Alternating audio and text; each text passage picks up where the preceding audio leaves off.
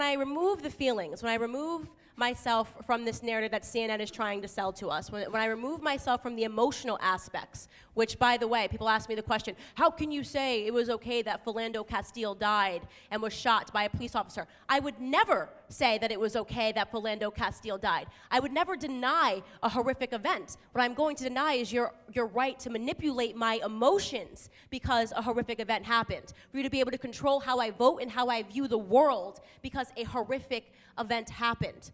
In most circumstances, these events are anomalies. I just sat down to an interview with Mike.com. They're here, they're recording this, and the founder gave me a stat. He said, well, 990 black men were shot and killed by police in 2016. Yes, but only 16 of them were unarmed. A police officer has a right to shoot back to defend himself against somebody that's coming at him with a gun. So the stats of how many people died is irrelevant. The fact is how many unarmed black men were shot and killed by police officers in 2016. The answer is 16. That is 0.00004% of the black community. And we saw it every single night. You would think that police officers were just gunning down people based on the amount of melanin in their skin. The media was able to make people believe that this was something that was real, that this was a real threat that was posed to the black community, when in reality, you have a higher chance of getting struck by lightning than by being gunned down unarmed by a police officer. We launched a war on police officers in an effort to control the black vote. That's the facts. That's right.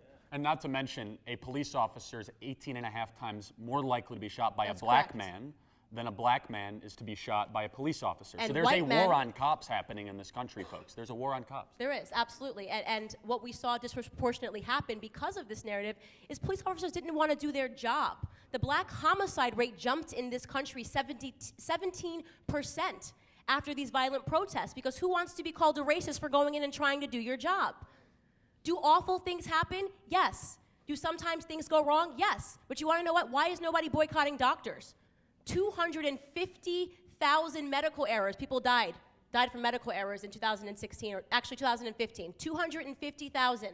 Nobody's boycotting doctors. You want to know why? Because doctors save lives. So do police officers. It's foolish to boycott people that save our lives.